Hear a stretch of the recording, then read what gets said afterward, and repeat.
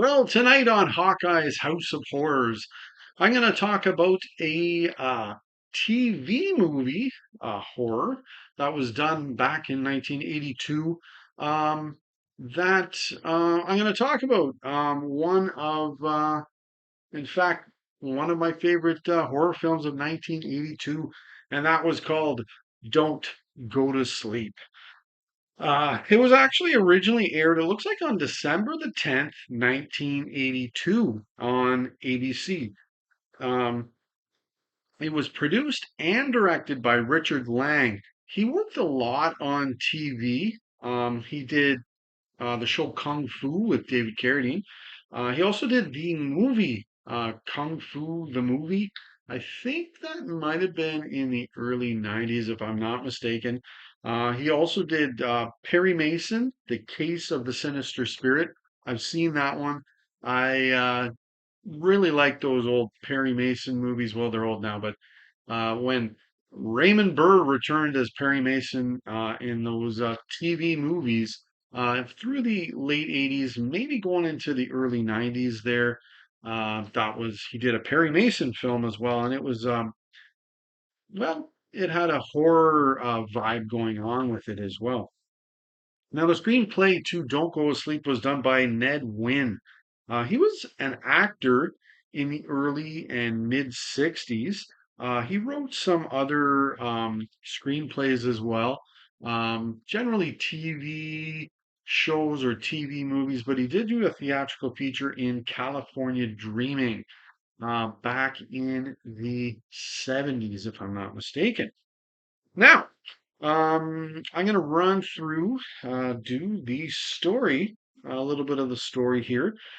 It's about a family. Sorry, I don't remember their last name or if it's even given to us. I don't know, but it's about a family. They're moving to a new house. So within this family, you see them, you introduced to them in the car as they're driving to their new home. There's the father, Philip, played by Dennis Weaver. I'll always remember him from the TV show McCloud. I used to watch that one with my dad back in the day.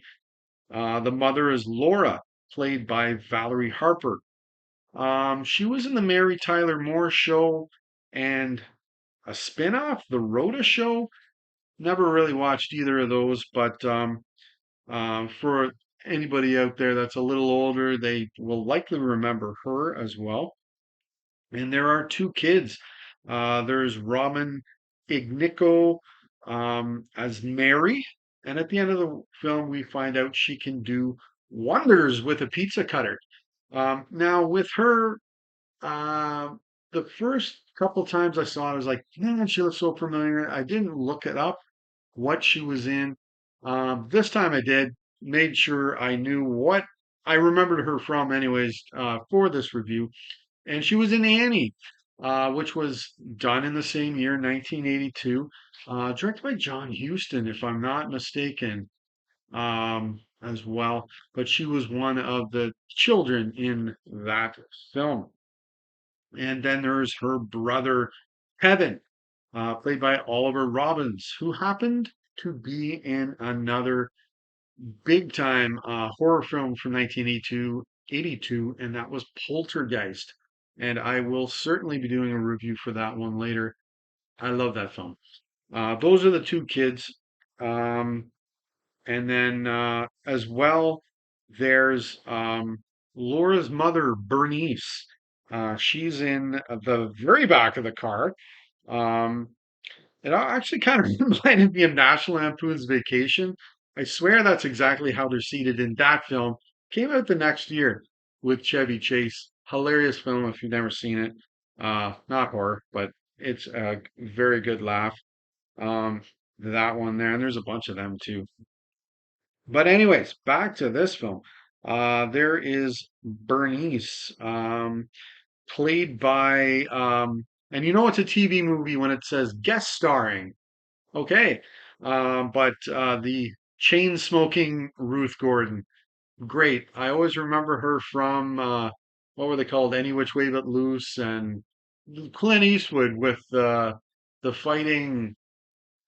orangutan, I think. Left Clyde, punch out the window, right Clyde. I forget now, but she was his mother, which is hilarious because Clint's pretty tall and she's pretty short. So, but she's in this. She is the grandmother of. It's definitely Robin Ignico is kind of the main character of the film. Um, really, they all play very big parts in the film, but she plays her grandmother. So Dad's got a new job, and we find kind of out initially, there's something going on here. They're not everything's not being revealed to you. So it's very good. Or this is the way horror movies were done at one time. I don't think they're, well, I shouldn't say that. That's not true, but um, they're done much more like this, like revealing things slowly as we go. Let there be a twist and then new information being revealed and stuff. It's not quite like that spectacular in how it's written or how things are revealed, but it's still quite good, and that's why I like this film. Is things are kind of are revealed slowly as we go, but you can tell there's something they're not telling you. Why has Dad got a new job? Was there an accident? Did he kill someone at work, or did he get fired, or what's going on there? But it will be revealed as the film goes on exactly what's going on. Now, before I kind of get into all of that stuff there, I um gotta talk about Kevin. Uh I think he's a ding. uh Oliver Robbins does a great job as this. He's the youngest, but he's this whiny uh tattletale that always wants to get the better hand in every situation, even with his mother. I remember she's like, why do you have this Bunsen burner on in your room? You're too young to have that going on. And he's like, it's mine, like as he goes to bed, whatever. Well, that didn't work out too well, but he's always looking for the best in every situation in life, and I just say he's a dink because of that. Um, and anyways, I just wanted to reveal that about Kevin, what I think about poor little Kevin here.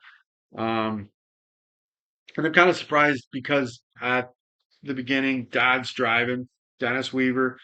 I'm surprised he didn't turn around to Kevin uh, and Mary, who are like bugging each other. He's actually just bugging her, and he just didn't say, "Who wants a punch in the throat back there?"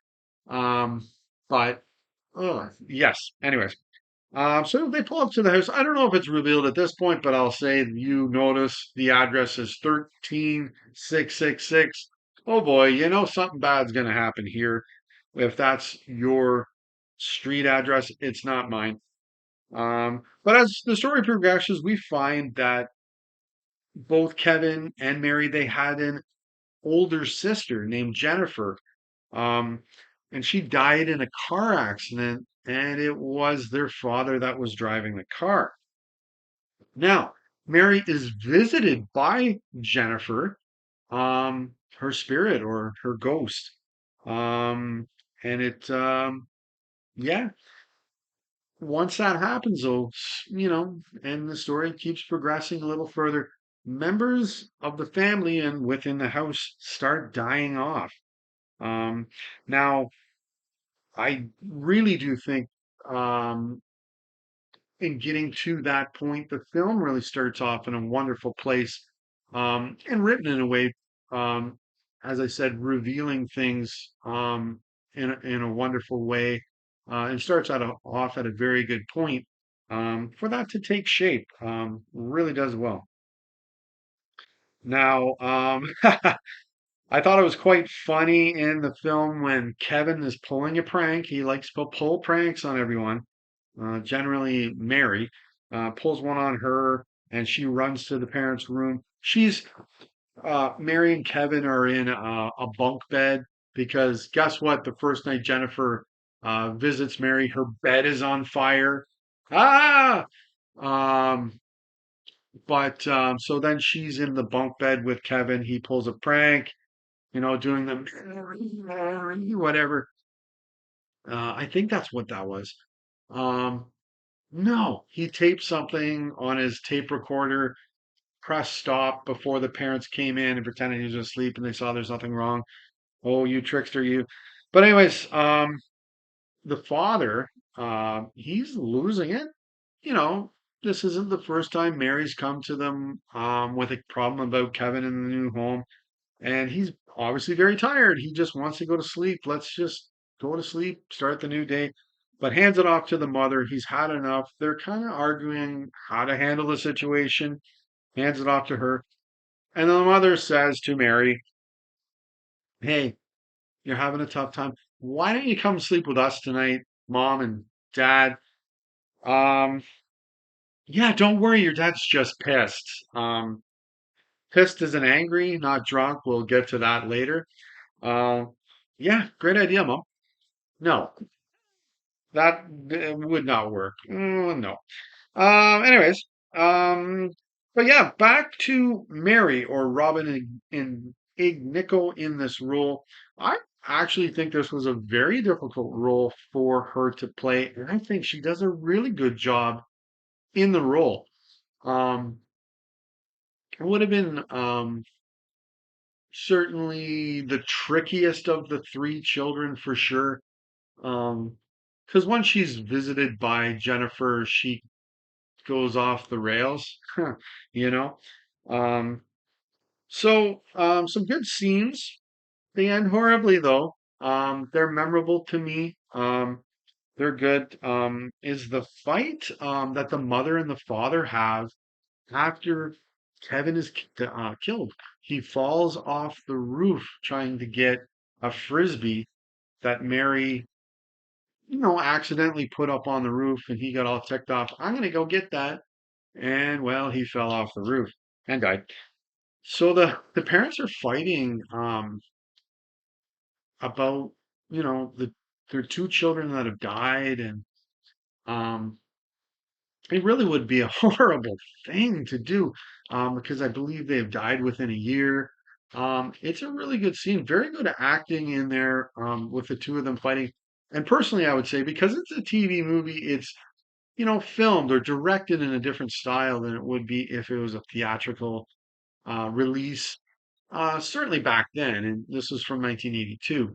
But if it was a theatrical release, I think it would have been a much more powerful scene. It's still powerful to me, but it would have been even better, perhaps, as it would have been filmed in a different way. But whatever to that, it's still a very good scene and shows that Weaver and Harper are good actors, and it's really crazy subject matter, right?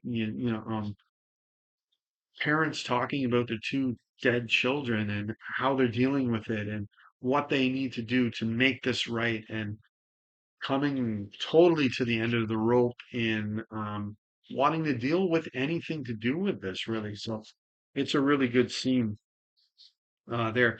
And then the scene of Dennis Weaver is that when he's in the bath drinking some martinis, um, as we soon find his way of dealing with things is through alcohol or martinis.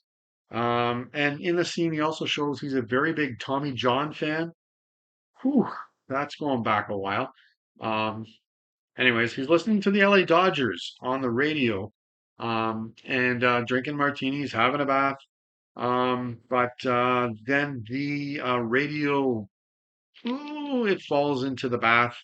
A really good build up towards it. It's not just the radio's put there and then falls in. No, there's a good build up to it finally happening to the point where you may think, oh, there's something supernatural going on here because um, how did the radio fall into the bath? Um, but the best scene is right near the end, and you actually witness the accident. And I think that's a really good way. if you're going to show it after you've already talked about it, showing things in it that you haven't talked about, like they do here, is a good way to do it. Because you see that both of the siblings, Kevin and Jennifer, are making fun of Mary. She's not doing anything wrong. She's just sitting there and they're like teasing her. And you're like, wow, why are Kevin and Jennifer, they're both teasing her. You see that Dad's had too many martinis. I'm pretty sure Bernice did too, even though she's not in the car. But it was Bernice that wanted to have a couple, I think, with Philip back at her house. And Dad's driving and he ends up colliding with a van. Now, in the back seat, Kevin had tied Jennifer's shoes together so she can't move in the back seat. Now I understand. Just kick those things off. You can do it. Um, but I'll let that slide. Um, and then Mary closes the door on her, and then the car explodes, and Jennifer's in the back seat and dies. So it's you know very memorable and really kind of as I said, it's good to see that that scene the way it was put out. Um, Now, in the end, Mary is taken to a mental hospital because, yeah, she's been doing the murders, been killing the family off, right? And they think she's the killer. So the question is asked, okay, was it Mary and was it a mental illness, going on? Or was it actually Jennifer's spirit that possessed her and made her do these things? And through the whole film, I'm like, okay, it was just a mental illness going on with Mary, thinking she's seeing her sister. She didn't see anybody. Nobody else saw her. All that until the final scene when Jennifer visits her mother. And Mary's in the mental institution. She's um, locked away. They're getting treatment and everything like that. And then you're like, okay, it was the spirit of the sister coming back and doing these horrible things to the family because she died in the car. But that's it. So that's Don't Go to Sleep. Very good film. Um, I saw one, I think it was Creature Features right on YouTube. They do play, I've seen a few different classic, old school, from the 80s, I think, maybe some from the 70s that I've seen, um, horror films or science fiction films. And this is one of them, and it's kind of the best version I've seen, quality. But there's no amazing, you're not going to get like, I don't think it's out on Blu-ray, everybody. Um, but certainly I hope you've seen the movie or I gave it all away to you. But that's it. So yeah, that was my next horror film from 1982 that I really enjoyed. So yeah, if you like this video, go ahead and hit like. I'd appreciate it.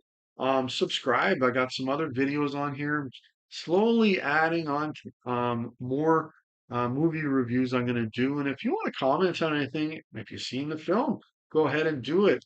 Did you maybe see it when it first came out on TV back in 1982, or were you like me and just kind of stumbled across it later in life, years after it was made? But that's it. And until next time, enjoy your movie watching.